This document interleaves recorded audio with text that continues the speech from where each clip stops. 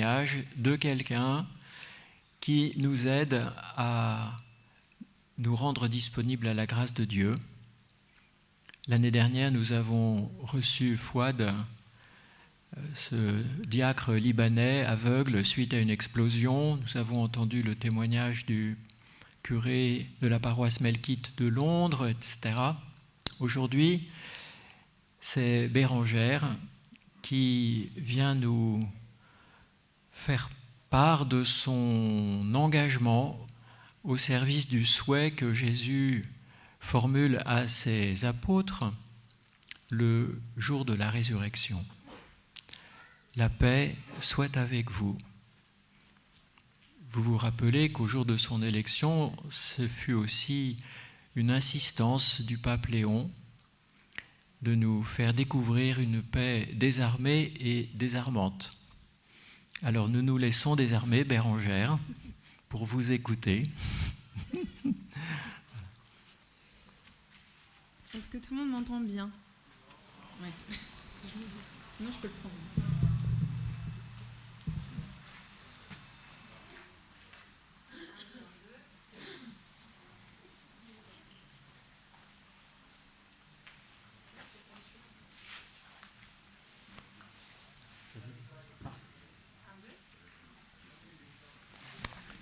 Non, il n'est pas éteint.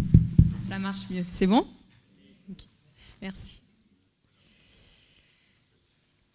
Alors, chers amis de ce beau sanctuaire de Pellevoisin, je tiens avant tout à vous féliciter pour cette fête des apparitions que nous célébrons aujourd'hui. Je l'espère dans la paix et la confiance, puisque c'est ce dont nous allons parler ce soir.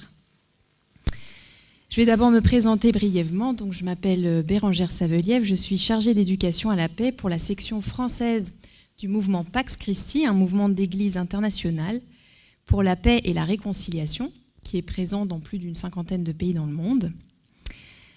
J'ai été baptisée adulte et je fête cette année mon jubilé, puisque ça fait 10 ans que j'ai eu l'honneur et la grâce. Merci. Ça me touche, merci.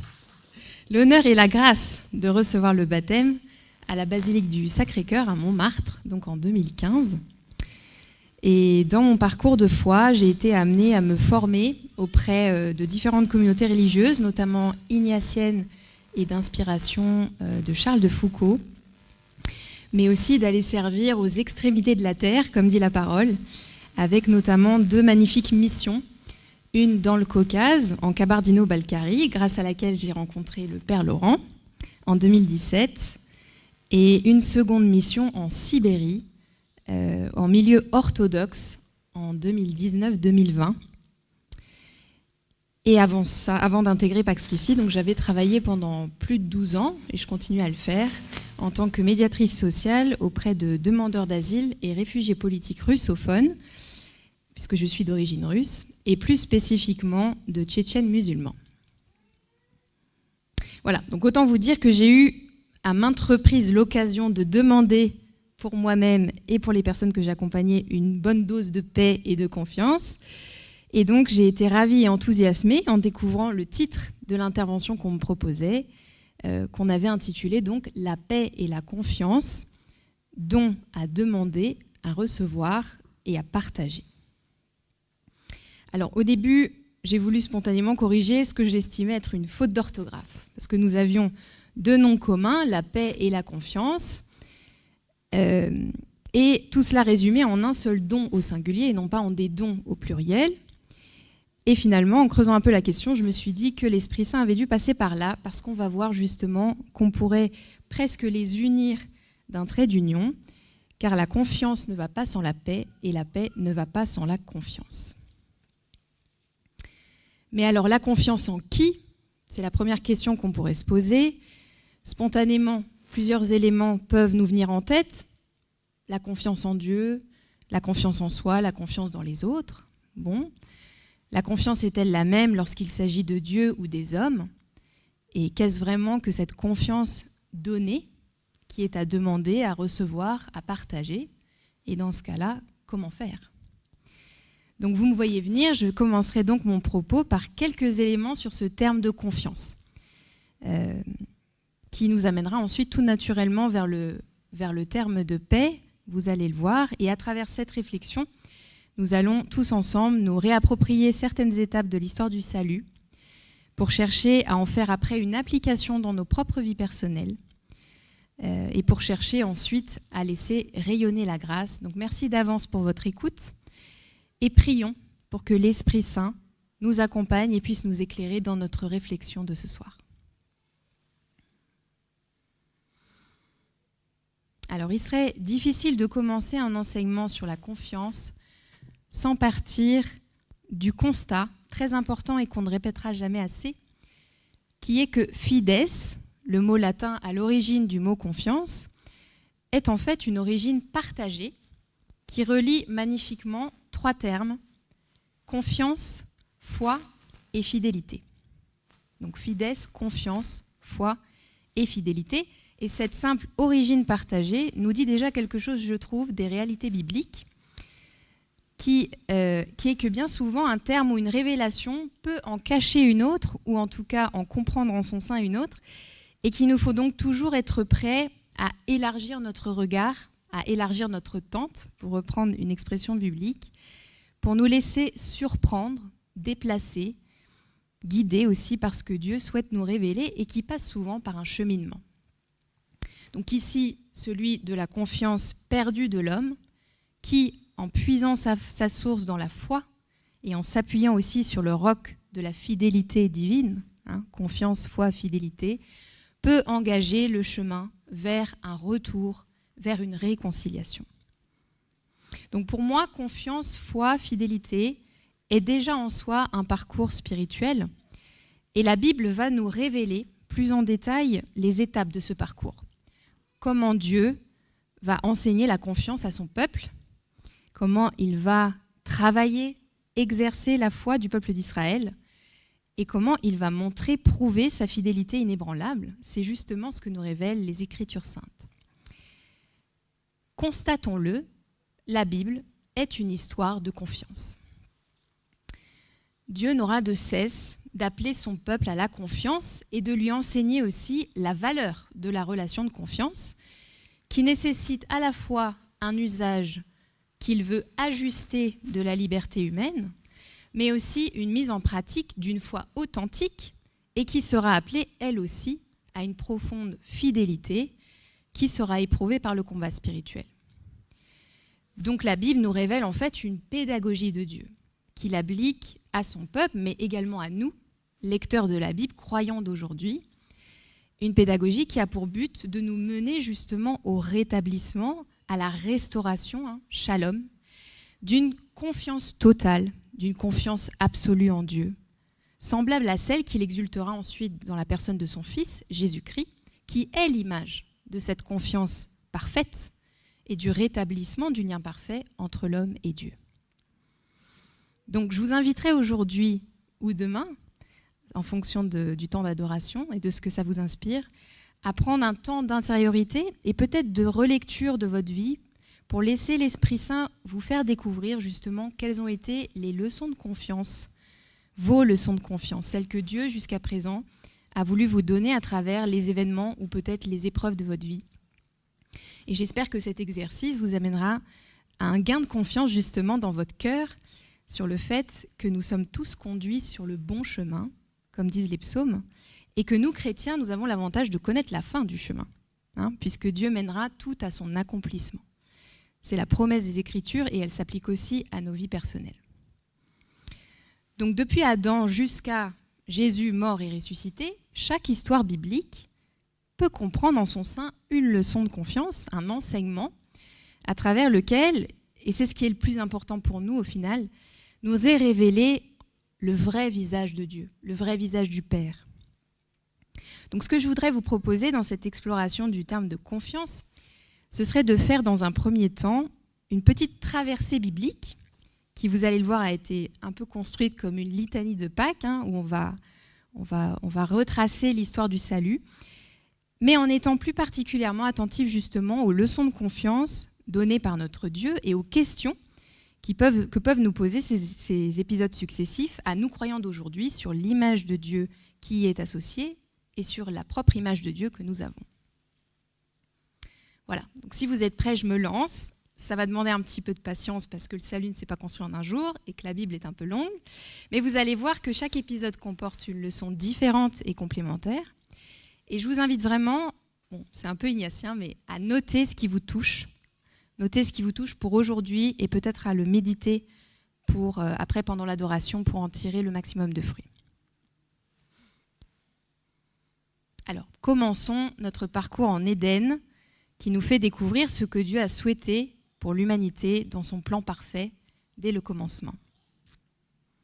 L'épisode de l'Éden, florissant jardin, témoignage de l'abondance de l'amour divin et de la relation de confiance parfaite, nous révèle l'image d'un Dieu qui a voulu l'homme, qui a aimé l'homme le premier et qui l'a créé à son image. Avons-nous vraiment confiance dans le fait d'avoir un Dieu qui nous offre sa confiance justement et qui nous estime dès l'origine digne de confiance? Voilà, c'est ça l'image que Dieu a de nous. Y croyons-nous vraiment? L'épisode de la chute d'Adam et Ève et de Caïn, qui par jalousie tuera son frère Abel, nous révèle l'image d'un Dieu qui ne condamne pas le pécheur. L'image de Dieu révélée aux chrétiens est celle d'un Dieu qui ne condamne pas et qui est donc digne de confiance. C'est le pécheur qui se condamne lui-même, ce n'est pas Dieu qui condamne le pécheur. Avons-nous vraiment confiance dans le fait d'avoir un Dieu qui ne nous condamne pas et qui, au contraire, nous appellera toujours à revenir à lui?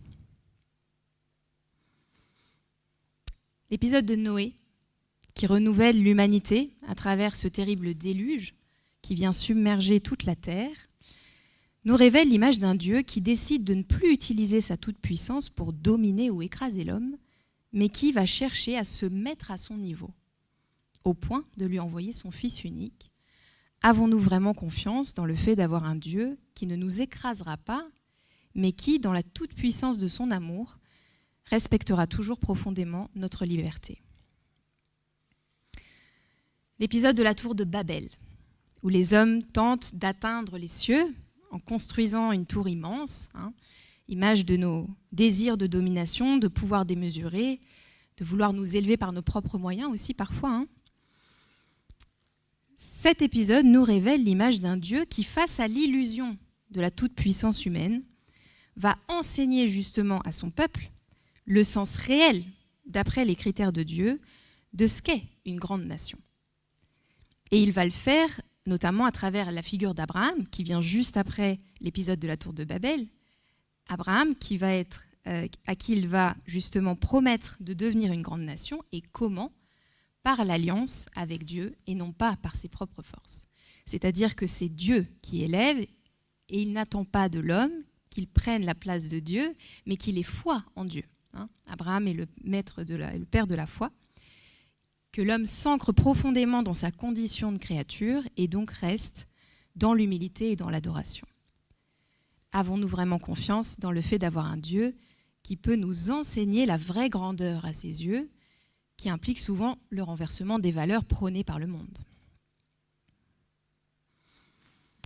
L'épisode de la femme de Lot, qui devient une statue de sel après avoir regardé en arrière, alors qu'elle fuyait Sodome et que ça lui avait été interdit par l'ange, qui peut être aussi couplé avec les 40 ans d'errance du peuple d'Israël dans le désert à la sortie d'Égypte, nous révèle l'image d'un Dieu qui enseigne à se libérer des chaînes du passé, pour se tourner vers l'avenir, en faisant justement confiance à son plan divin, qu'il ne nous révèle jamais vraiment entièrement.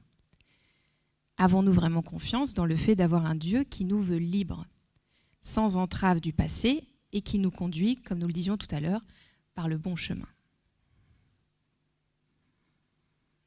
L'épisode de Sarah, l'épouse d'Abraham, qui met au monde un fils dans son grand âge, après la prophétie sous l'arbre de Mambré, nous révèle l'image d'un Dieu qui tient ses promesses, et au-delà de nos limitations, corporelles ou temporelles d'ailleurs. Avons-nous vraiment confiance dans le fait d'avoir un Dieu qui est maître du temps, et acceptons-nous surtout de se soumettre à son temps, à son kairos? L'épisode d'Ésaü et de Jacob, ces deux frères jumeaux qui vont se disputer la bénédiction de leur père terrestre Isaac, nous révèle l'image d'un Dieu qui promet l'abondance et la prospérité à un pécheur converti et qui s'est repenti. Après avoir usurpé par ruse la bénédiction de son père à Ésaü, son frère aîné, Jacob va partir en exil, et c'est dans l'exil que Dieu va lui enseigner justement le sens réel de la bénédiction, qui est de vivre la relation de confiance avec Dieu, justement. Avons-nous vraiment confiance dans le fait d'avoir un Dieu qui peut nous bénir, nous élever après un péché ou une confession sincère de nos péchés? L'épisode de Joseph, très connu, vendu par ses frères, jeté en prison après avoir été accusé à tort, nous révèle l'image d'un Dieu qui est avec nous dans nos épreuves, nos injustices, et surtout qui transforme tout mal en bien.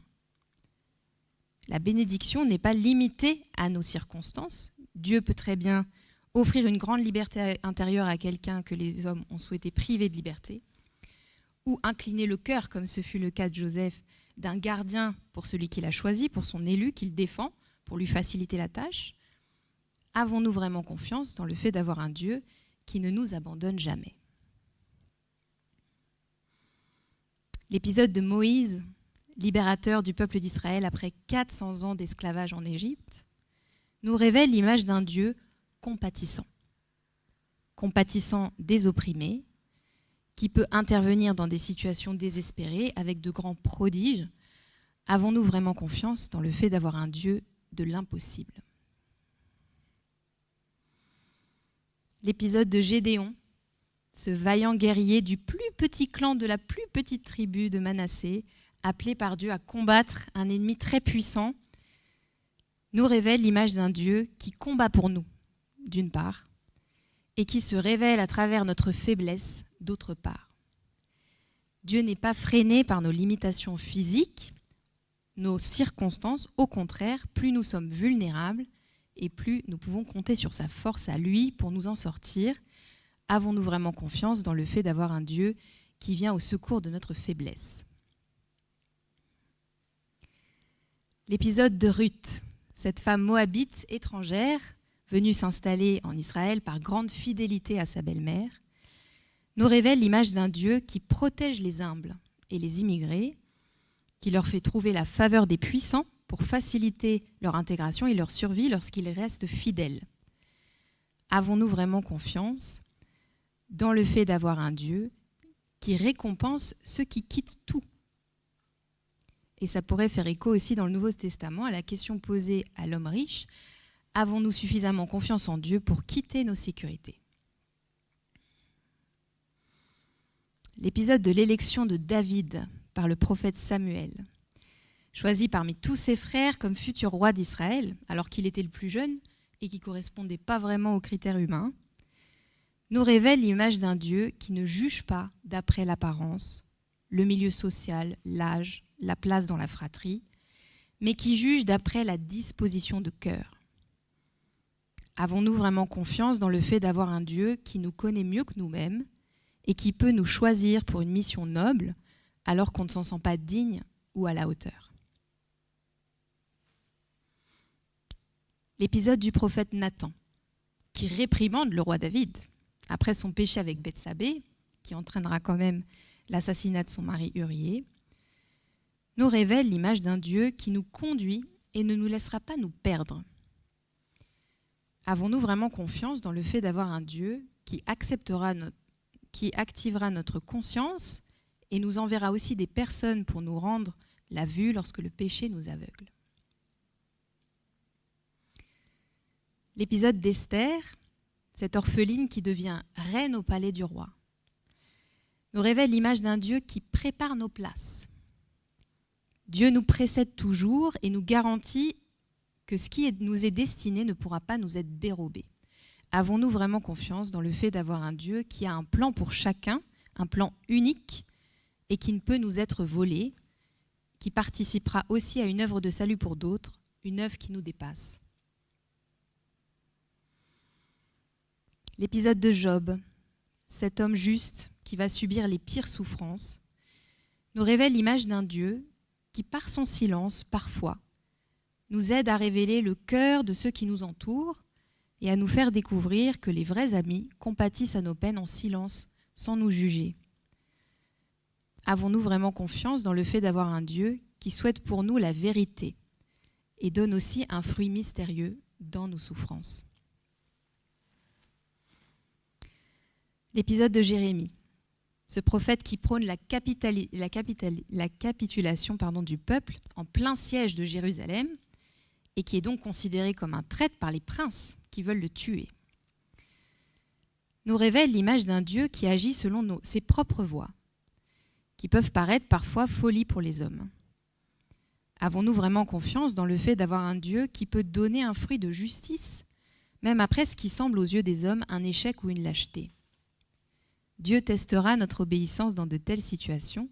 Écouterons-nous sa voix VOIX ou VOIE ou non?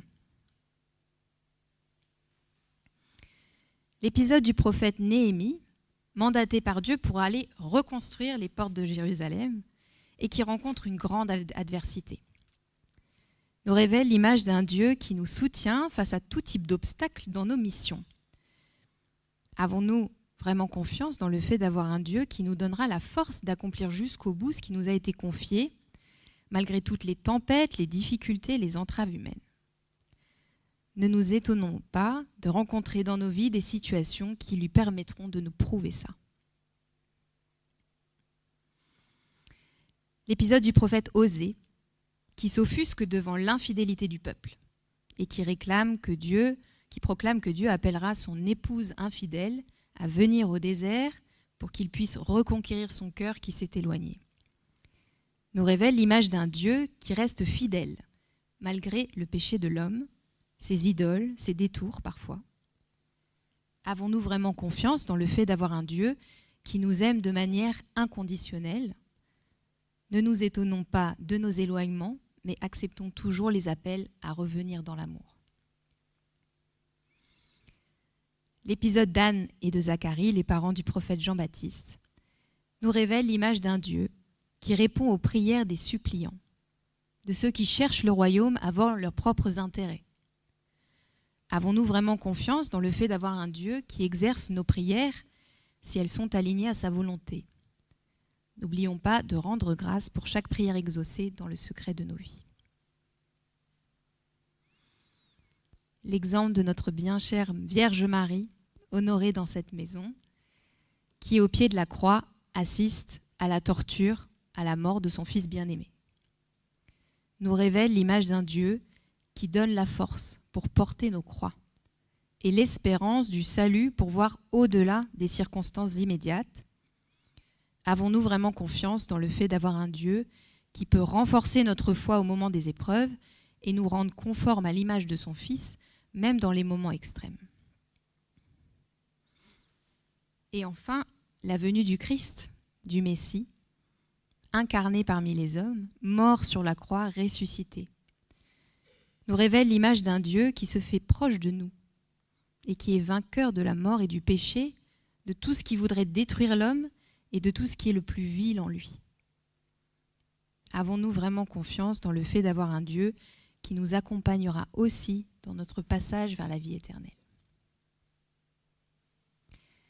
Voilà, on pourrait encore citer de nombreux épisodes, notamment les paraboles de Jésus dans le Nouveau Testament, qui font écho, pour certaines d'entre elles, à des messages que nous venons de citer. J'espère que cette petite litanie vous aura donné une idée des leçons de confiance contenues dans les Écritures et que surtout ça vous donnera envie d'en chercher vous-même et que ça renforcera et encouragera votre démarche dans le fait de prendre courageusement ce chemin vers une confiance totale en Dieu qui nous veut libres et puissants dans la foi. Pour résumer, nous avons toutes les raisons d'accorder pleine confiance à Dieu. Il remplit toutes les qualités et les attributs d'un ami fidèle, qui est patient, qui pardonne, qui préserve du péché, qui tient parole, qui nous soutient dans nos épreuves, qui nous éduque, nous conseille, qui compatit à nos souffrances, qui nous aide à discerner notre chemin. Et qui, en plus, a tous les attributs de sa condition divine, à savoir la capacité de faire grandir notre âme, d'entendre d'exaucer nos prières, de nous sauver de l'oppression du monde visible ou invisible, de nous transformer de l'intérieur, de réaliser les promesses pour notre vie, de nous faire justice selon ses voies, de nous donner des missions, de transformer nos faiblesses en force, de réaliser des prodiges et enfin de vaincre la mort. La Bible nous révèle que Dieu se démène pour nous récupérer et nous extirper aux forces du mal et à tout ce qui pourrait nous égarer, nous détruire. La lutte contre les idoles est féroce dans la Bible. Dieu nous montre une sainte jalousie à l'égard des idoles. Pourquoi ? Eh bien, parce qu'il sait à quel point les idoles, qui ont vocation à perdre l'homme en remplaçant faussement Dieu, lui donnent en fait l'illusion qu'il peut s'appuyer sur autre chose ou sur quelqu'un d'autre que lui. Et Dieu sait que tôt ou tard, nous aurons à souffrir de cette impasse et qu'il souhaite nous éviter ces souffrances. Dieu combat pour nos vies.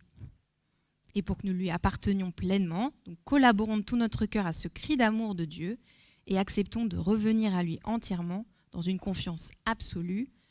L'amour est exigeant et sans demi-mesure.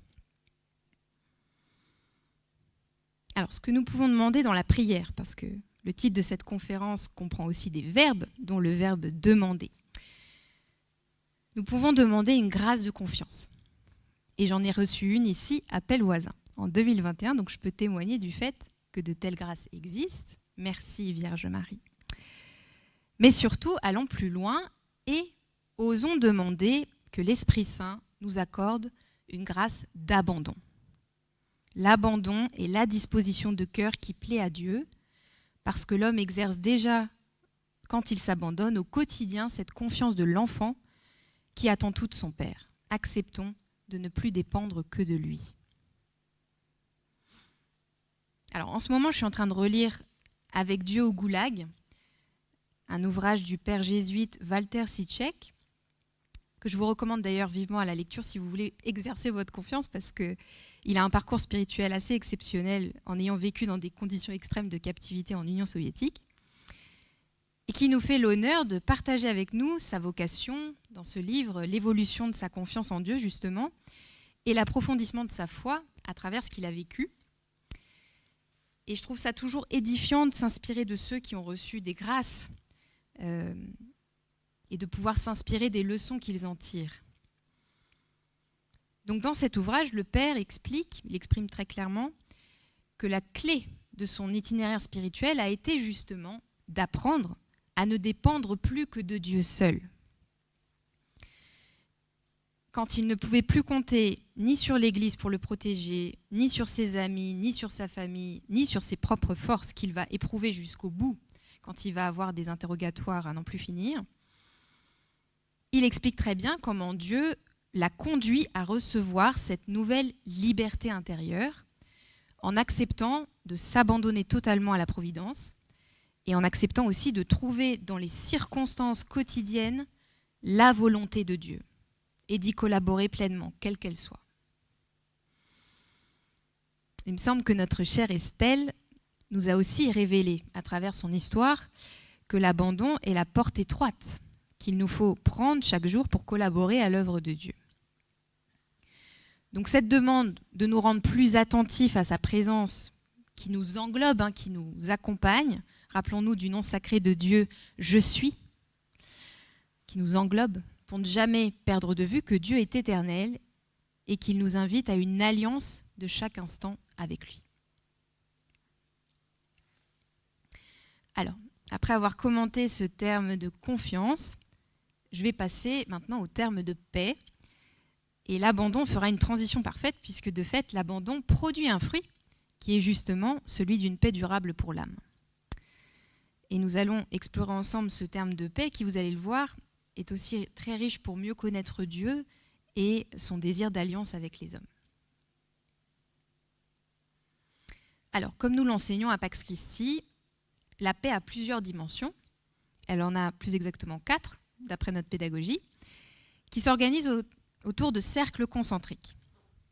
Donc on part d'abord de la personne, avec la paix intérieure, pour cheminer progressivement vers une dimension plus mondiale.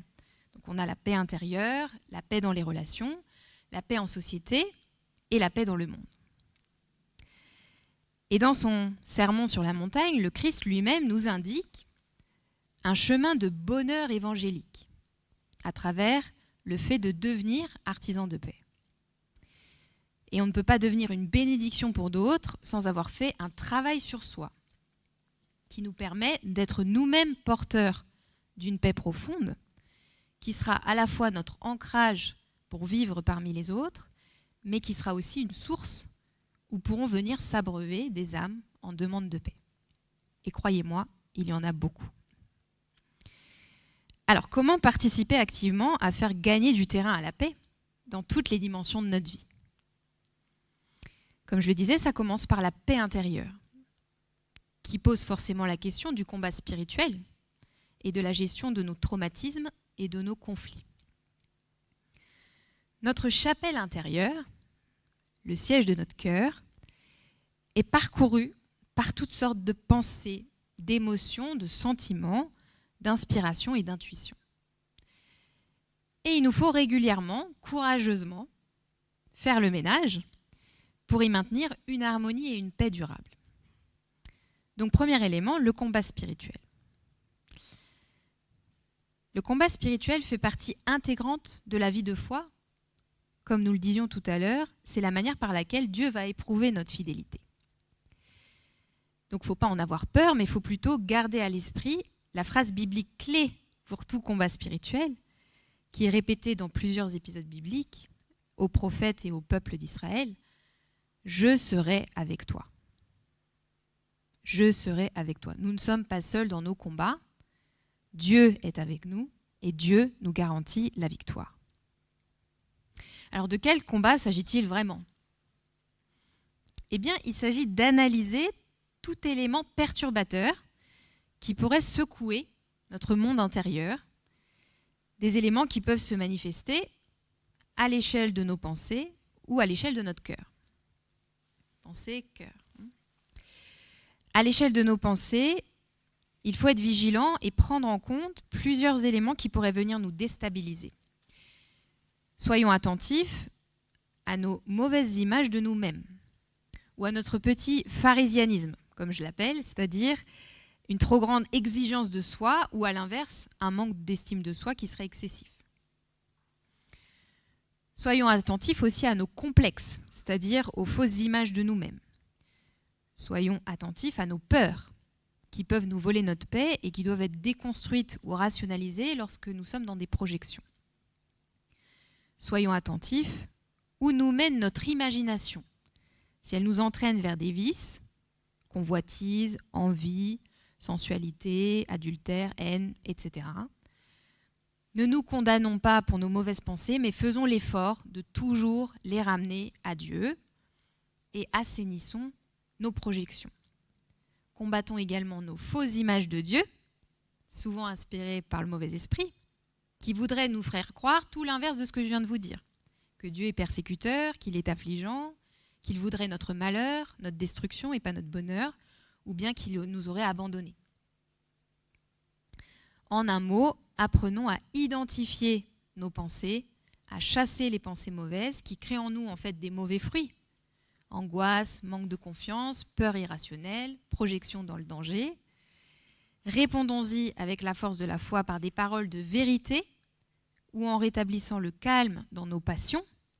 Car comme le disait la Vierge Marie dans une des apparitions à Estelle, le calme est une condition pour que Dieu ou le monde invisible puisse se manifester et demeurer avec nous.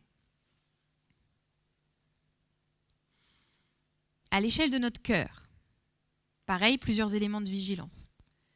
Soyons attentifs à nos manques d'amour à l'égard du prochain. Soyons attentifs à nos sentiments non ajustés, des dépendances affectives, des attachements trop ancrés à des missions qu'on pourrait nous confier, un attachement aussi aux choses matérielles excessifs qui pourraient nous voler notre paix, nous voler notre cœur. Soyons attentifs aussi aux sentiments qui peuvent éroder notre espérance. Je pense notamment, surtout en ce moment, aux sentiments d'impuissance, d'inutilité ou alors d'incompréhension face à des réalités qui nous dépassent ou qui durent. Répondons-y par une confiance renouvelée en Dieu, qui seul est le Tout-Puissant.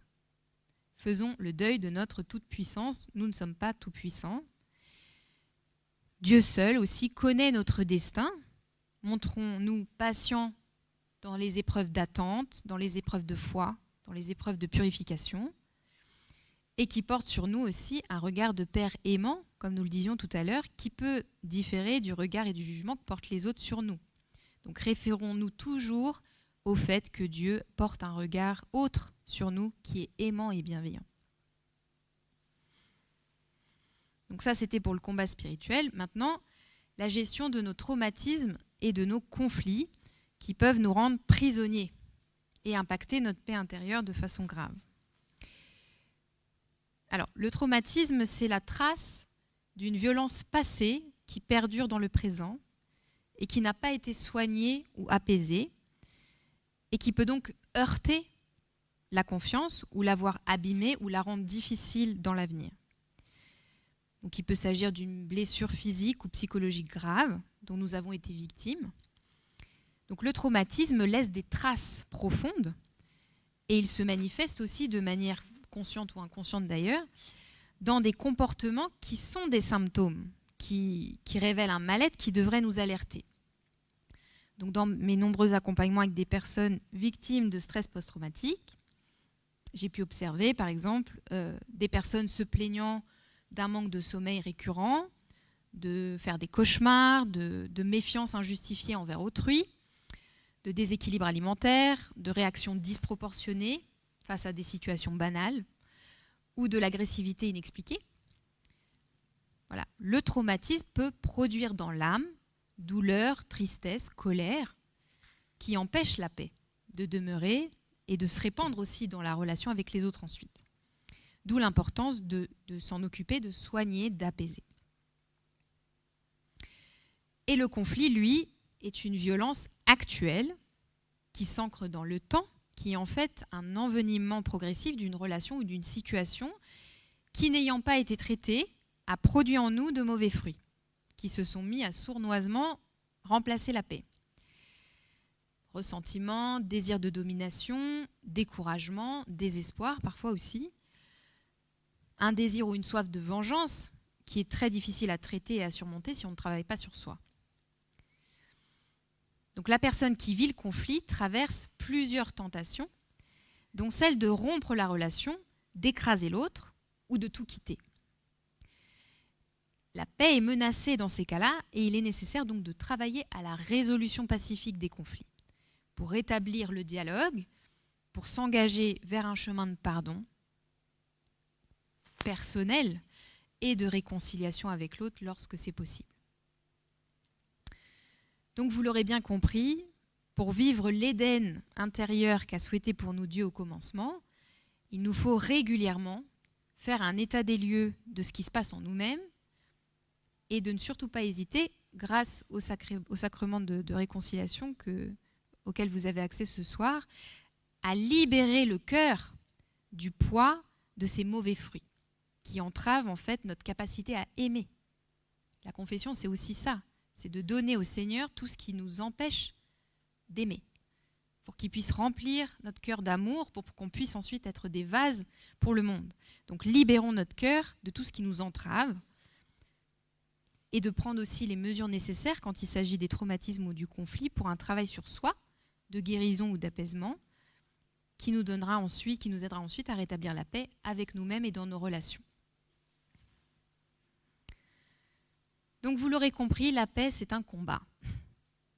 Un combat qui se mène à l'intérieur, mais pour pouvoir ensuite être mené aussi à l'extérieur.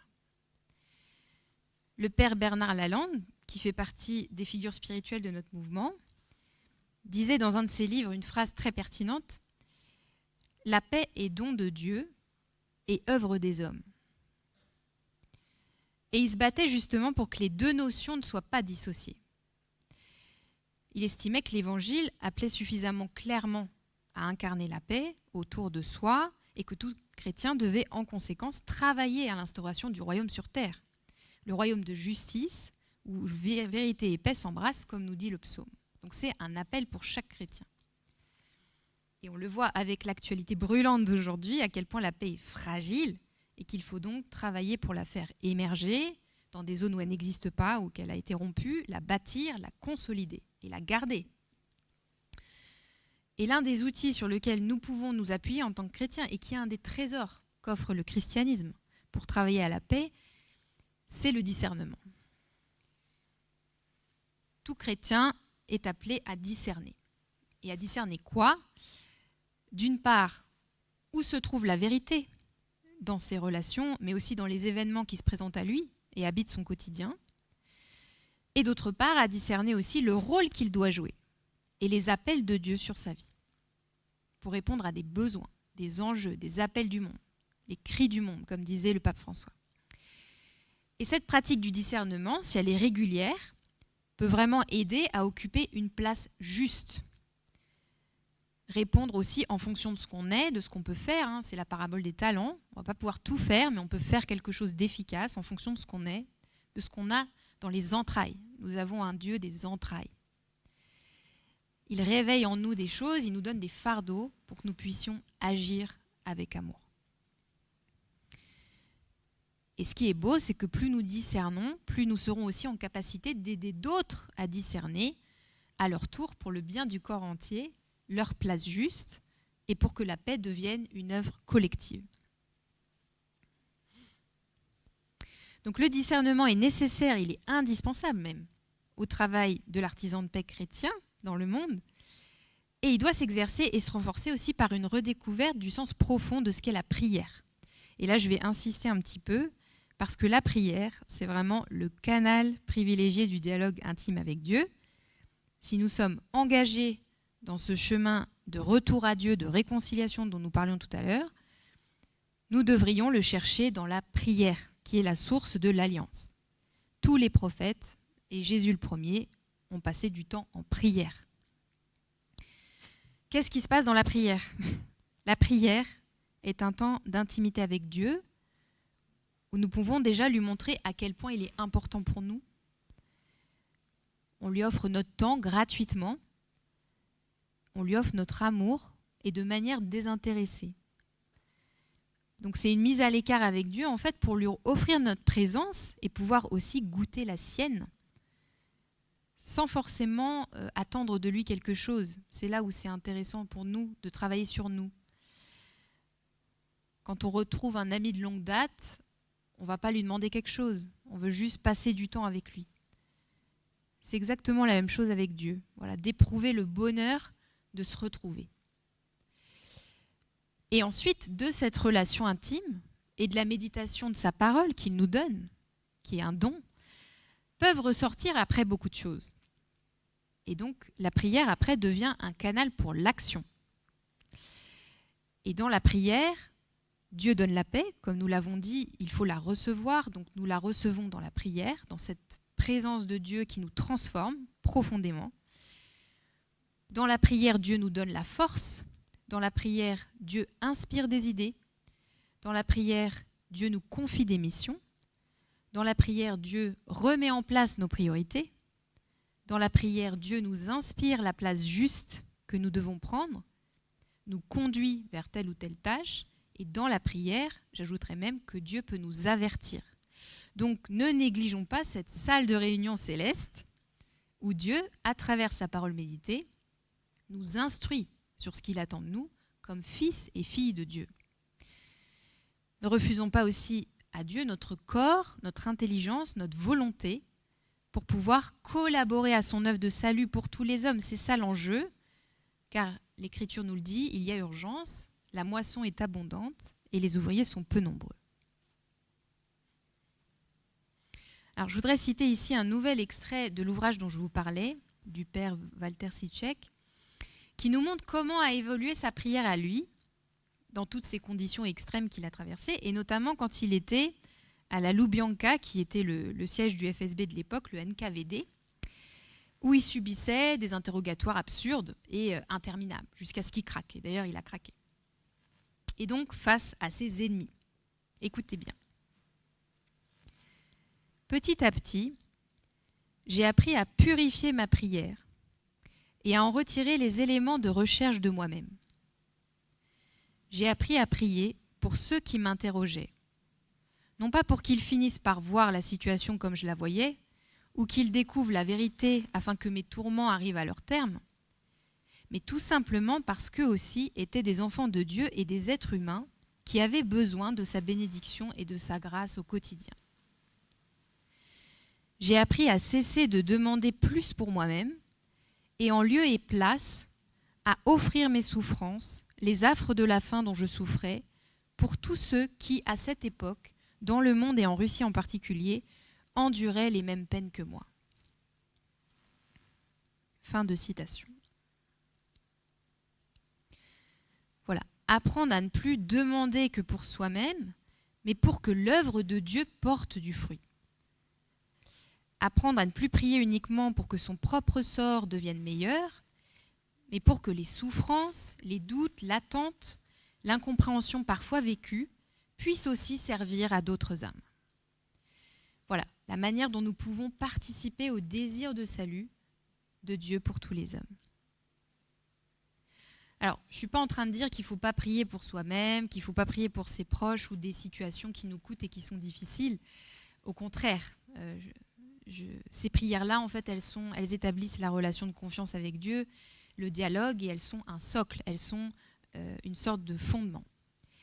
Mais tout comme Dieu est exigeant dans l'amour, on peut être aussi nous-mêmes exigeants dans notre prière, en essayant de nous tourner vers une forme de prière dépouillée de nous-mêmes et qui mettra en premier les intérêts de Dieu et du royaume avant les nôtres. Anne et Zacharie, dont je vous parlais tout à l'heure. Et non pas pour notre anéantissement, mais bien parce que justement, nous connaissons notre Dieu. Et que c'est un Dieu qui, lorsque nous acceptons de rechercher le royaume et sa justice en priorité, nous donnera de surcroît tout le reste. Comme nous dit l'Écriture, et que nous ne perdons rien à gagner davantage. Donc retrouvons la certitude aussi que la prière est une arme puissante. Parce qu'il y a beaucoup de gens qui ne croient plus à la prière. Beaucoup de gens qui s'en détournent. Mais la prière est une arme puissante, elle est aussi une arme agissante pour le bien dans le monde. Qui croit, verra. Qui ne croit pas, ne verra pas. Ça, je le dis d'expérience. Retrouvons le chemin d'une prière fervente au service du bien commun, de l'avancée du royaume, car Dieu a aussi besoin de nos prières pour transformer les cœurs endurcis, parce que c'est ça ce que fait la prière, réaliser des miracles au quotidien. Nous ne savons pas ce que Dieu fait de nos prières. On est dans l'humilité totale. Mais si on y croit, il en fera quelque chose. Et il nous donnera de temps en temps des petits signes que ça marche pour nous donner du courage. Mais il garde dans le mystère de son cœur ce qu'il fait de nos prières, mais croyons au fait que ça agit. Et en tant que chrétiens, nous portons le message qui est que pour nous, la paix est incarnée dans une personne, le Christ, qui est prince de la paix, et que donc l'étude de sa parole, de ses gestes, de ses attitudes, peut nous aider à devenir artisans de paix au quotidien dans un monde qui a soif de Dieu, mais qui ne l'accepte pas toujours, et surtout qui ne le reconnaît pas aussi, et qui peut trouver aussi autour de lui toutes sortes de vérités, de messages qui sont contradictoires avec la vérité que nous portons et que nous enseigne la Bible, notamment sur l'amour du prochain, la plupart du temps, et qu'il est important de témoigner de notre foi pour rendre visible l'Évangile à ceux qui n'y ont pas accès ou qui le rejettent. Et le père jésuite donne dans son livre une très belle illustration de la force du témoignage. Et je voudrais vous la partager parce que vraiment c'est une perle. Donc je le citerai une dernière fois, juste élément de contexte pour que vous puissiez comprendre où il est à ce moment-là. Donc au moment de l'extrait, il vient d'être condamné à 15 ans de travaux forcés en Sibérie, où il va retrouver des prêtres, après avoir été d'abord dans la prison de Perm, donc soupçonné, accusé d'être un agent du Vatican, et donc parmi des criminels de bien commun, donc il est le seul prêtre. Et ensuite à la Loubianka, cette prison du FSB dont je parlais tout à l'heure, où il avait été à l'isolement pendant presque 5 ans. Donc là, en Sibérie, il retrouve des prêtres dans le camp avec qui il va vivre et partager sa vie de foi clandestinement et témoigner du Christ parmi des prisonniers soviétiques qui sont donc majoritairement athées, voire hostiles au clergé. Donc écoutez bien ce qu'il nous dit. D'abord, la plupart d'entre eux, donc les prisonniers, ne comprenaient pas pourquoi nous, les prêtres, avions consacré notre vie à Dieu dans le travail, la souffrance et le sacrifice. Mais ils commençaient à nous respecter. Et de ce respect naissait un sens de l'admiration. Parfois aussi, ils se mettaient à nous poser des questions. Ce n'était pas tellement ce que nous disions, mais plutôt ce que nous faisions, ou encore la manière dont nous vivions qui les influençait. Ils voyaient bien que les prêtres refusaient de se laisser aller à l'amertume. Oui, parce que, petite parenthèse, ils étaient harcelés d'interrogatoires chaque jour. Donc, refusaient de se laisser aller à l'amertume. Ils les voyaient se dépenser pour aider les autres.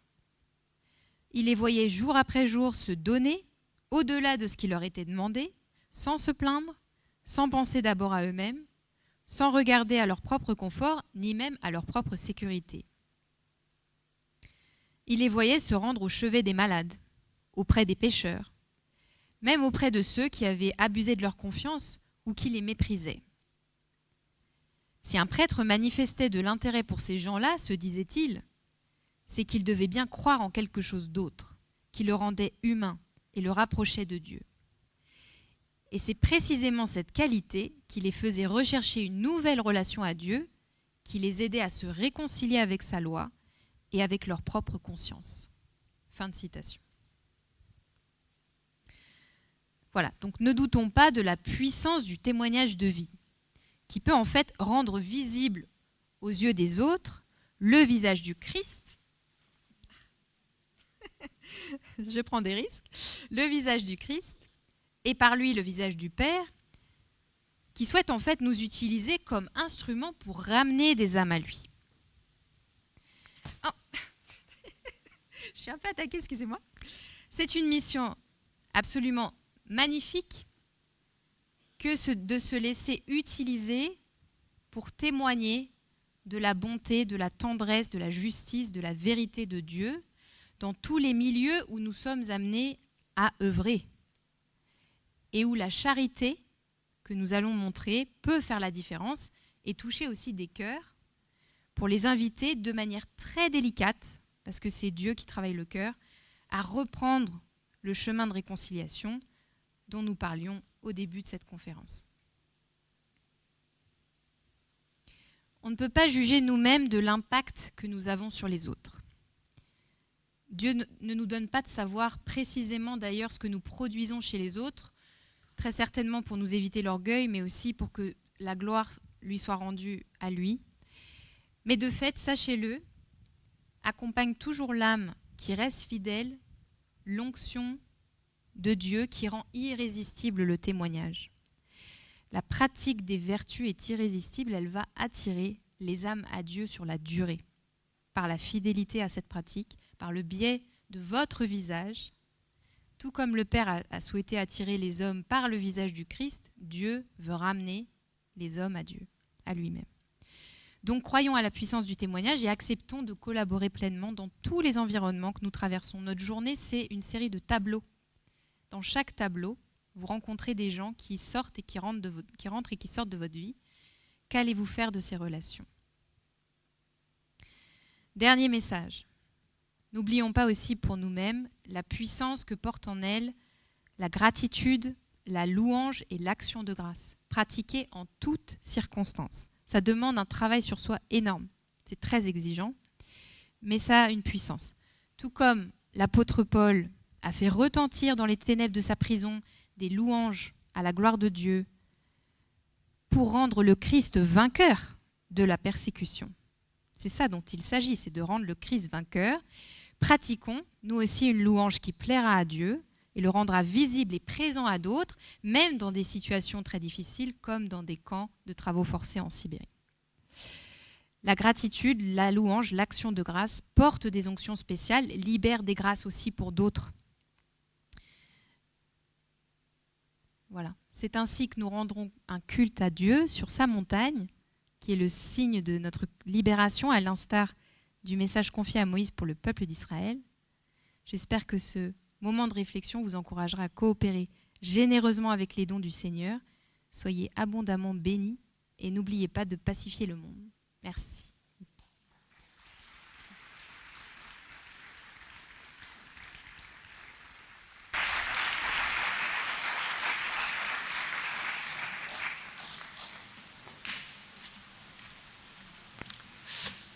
Merci Bérangère.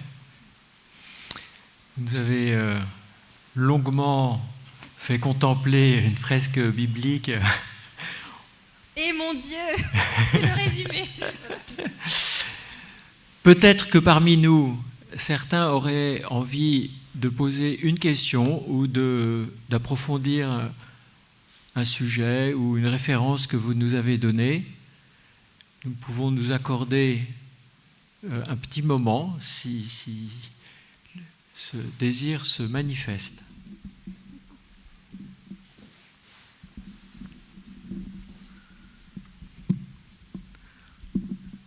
Oui, je vois une main.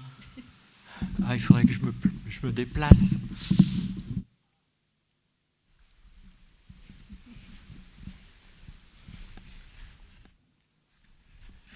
C'est où la main?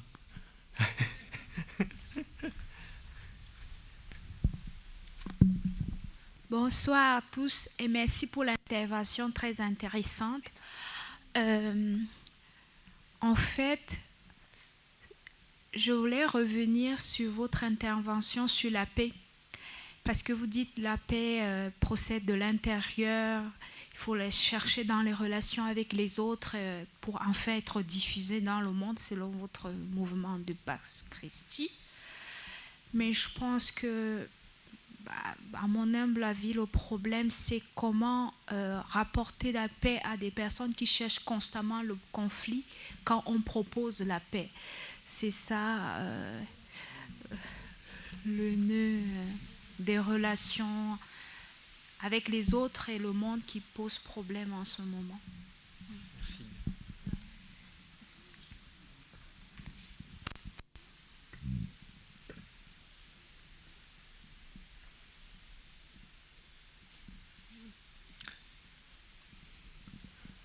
Vous voulez nous donner une piste? Une piste. Je ne savais pas s'il y avait plusieurs questions. Rapporter la paix à des personnes qui cherchent le conflit. Alors, je vous ai donné quand même une piste intéressante, je pense, d'expérience, parce que vous imaginez bien que dans le rapport avec les migrants, il y a pas mal de conflits. Alors, c'est pas forcément avec moi toujours, mais ça peut être dans les familles que je côtoie et dans les communautés que je côtoie, qui ne sont pas toujours simples et qui ont aussi énormément de choses à travailler. Déjà, je vais vous dire une chose qui paraît banale, mais qui est importante, toujours de rappeler, c'est que chaque situation est unique. Donc, votre question est générale, donc je ne pourrai que répondre généralement à votre question. Moi, j'ai bien vu que chaque être humain, si je ne me fais pas manger par excusez-moi, un frelon entre-temps. Donc, chaque situation est vraiment unique dans la mesure où, quand on parle de traumatisme ou de conflit, il y a toujours un contexte. Donc, en fonction de ce que les personnes ont vécu, je veux dire, quand vous savez qu'une personne a été torturée dans sa vie et qu'elle va porter les marques de ça pendant longtemps, vous pouvez comprendre une certaine forme d'agressivité ou quand vous connaissez son histoire. Donc ça, c'est pour le traumatisme. Vous devez connaître l'histoire de la personne, mais aussi l'histoire du conflit entre les personnes. Et si c'est une question de mauvaise volonté ou de traumatisme qui n'est pas réglé, ou si c'est une question d'analyser les types de conflits, et vous avez une typologie de conflit qui est importante. Et donc, en général, en résolution pacifique des conflits, on prend le temps d'essayer d'analyser la situation pour comprendre de quel type de conflit il s'agit. Donc, je vous ai donné quand même ces deux éléments intéressants, je trouve, quand on a en face de soi quelqu'un qui ne cherche pas la paix, mais qui cherche la division. C'est la marque du traumatisme ou du conflit? Quelle est la source? Pourquoi elle se comporte comme ça? Et il peut y avoir beaucoup de réponses à cette question. Donc c'est un petit peu difficile pour moi de répondre pour une autre personne dont je ne connais pas la situation, mais par contre, ce qu'on peut faire, c'est se concentrer sur ce que nous, on a à faire. Et c'est la plupart du temps ce que je fais d'ailleurs, parce que l'autre reste un mystère. Qu'est-ce que moi, je dois faire face à quelqu'un qui ne recherche pas la paix, mais qui recherche la division? Rester dans les repères que nous donne aussi la Bible grâce à toutes les figures bibliques. Je prends un exemple tout simple dont je parlais tout à l'heure à table, à la gloire de Dieu. Quand il s'agit d'un conflit, par exemple, d'envie ou de jalousie, moi j'en ai connu dans ma vie, où des gens pouvaient m'envier ou me jalouser, qui du coup cherchaient à m'humilier, qui me cherchaient des torts. Je m'inspirais souvent de l'histoire du roi David, qui est persécuté par Saül pour avoir tué 10 000 soldats alors que Saül en aurait tué 3 000, et qui du coup devient rouge de jalousie parce qu'on parle plus de David que de Saül. Et comment réagit David? Et c'est assez remarquable. C'est-à-dire que Saül veut le tuer, il le persécute, il le poursuit, il est obligé de fuir dans des grottes, etc., d'être parmi les malfamés de son temps parce qu'il est rejeté, alors qu'il sait qu'il va être roi. Hein. Comment se comporte David? Il sera toujours dans la droiture. Et je crois que c'est ça qui est important, c'est comment nous allons nous comporter dans une situation conflictuelle. Comment allons-nous amener à l'autre notre pensée? Par quel type de dialogue? Quel type de mots? Est-ce que je vais rester fidèle à ce que ma bouche peut faire de mieux, comme nous dit le psaume, de ne pas dire le mal, mais de faire le bien? Est-ce que je vais pouvoir donner des arguments constructifs à la personne, ou au contraire, vouloir moi aussi tomber dans l'humiliation, dans la médisance, dans tout ce qui est facile finalement, qui nous attire? Donc le combat, il est déjà là, en fait, dans ma propre posture. Et c'est la seule chose finalement que je maîtrise vraiment. Donc ça, c'est une première chose. Et ensuite, de voir comment réagit la personne aussi quand je pose des actes, que j'accompagne bien sûr de la prière. C'est là la force de la prière, de pouvoir aussi demander à Dieu son avis. Qu'est-ce que je dois faire dans cette situation? Moi, ça m'est arrivé par exemple des fois de recevoir des clés spirituelles pour comprendre pourquoi une personne agit de telle ou telle manière. C'est rare, mais ça arrive. Donc de mettre Dieu dans l'équation à travers la prière. On commence là dans le plus concret des choses. Bon Dieu, j'ai ça comme problème avec cette personne. Éclaire-moi, donne-moi. Alors parfois ça passe par une autre personne, parfois on va entendre quelque chose de l'histoire de quelqu'un, etc., etc. Je me souviens, j'étais en animation dans une école élémentaire, puis je voyais qu'il y avait un professeur qui était au bout du bout. Je pense qu'elle était au bord du burn-out, la pauvre. Elle était très agressive avec ses élèves, etc. J'avais remarqué ça et donc j'ai prié dans mon cœur et j'ai dit « Oh là là, Seigneur, il y a quelque chose qui ne va pas ». Visiblement, elle ne cherchait pas la paix avec ses élèves, même quand ils étaient, eux, en paix. Et j'ai entendu une discussion de couloir, en passant comme ça, dans la journée, qui expliquait qu'en fait, son mari était tombé en hôpital psychiatrique depuis plusieurs semaines et qu'en fait, elle gérait à la maison toute seule tout son foyer, plus la classe avec tous ses élèves qui étaient turbulents et qu'elle n'en pouvait plus. Bon, sachant ça, le Seigneur m'a donné de savoir cette vérité-là. Bon, j'agis pas de la même manière quand je sais ça. Donc après, je lui ai parlé et je lui ai dit, voilà, j'ai appris que vous aviez une difficulté avec votre mari. Bon, là, c'était une école catholique, j'ai pu me le permettre, mais j'ai dit, sachez que je prierai pour votre mari. Voilà. Donc de faire un pas de charité vers une personne alors qu'on ne la comprend pas très bien ou que des fois, c'est audacieux parfois d'écouter le Seigneur. Hein. On n'a pas toujours envie de faire ce qu'il nous demande. Mais parfois, il nous demande des choses déplaçantes qui vont renverser la situation. Donc, essayons de nous laisser guider. Et ne désespérons pas de faire le bien. Je crois que c'est aussi ça, la parole du Seigneur. C'est de dire que malgré tout, je veux dire, quand vous voyez Maximilien Kolbe dans le couloir de la mort, là, dans son bunker, qui va mourir et qui continue à consoler les âmes, pour leur dire la providence est avec nous, ne vous inquiétez pas, etc. C'est ça, en fait, c'est de combattre jusqu'au bout. Donc restons droits jusqu'au bout dans le conflit, essayons de demander des clés au Seigneur qui nous accompagne là-dedans, et laissons aussi le temps au Seigneur de nous répondre, parce qu'il va nous répondre, et agissons par des actes qui vont donner du fruit dans le temps. Un cœur humain, ça met du temps à changer. Je ne sais pas pour vous, mais moi, à chaque fois que j'essaye de changer quelque chose en moi, ça prend du temps déjà. Et quand j'essaye d'accompagner des personnes qui doivent évoluer, il faut de la patience.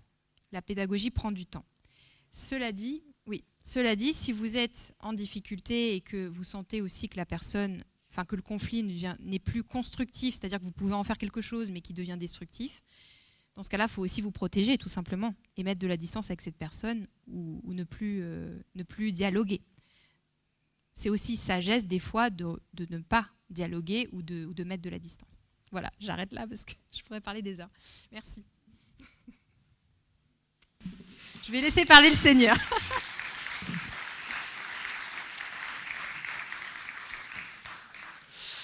Voilà, merci pour cette belle invitation à être les uns et les autres, là où nous sommes. J'aime bien cette expression du pape François, le saint de la porte d'à côté. Peut-être nous ne serons pas des héros comme Maximilien Kolb ou comme ce père jésuite en Sibérie, mais là où nous sommes, le Seigneur nous donne de la grâce de vivre son évangile et d'accueillir cet évangile de la paix. Merci Bérangère. Voilà. Donc pour donner une petite atmosphère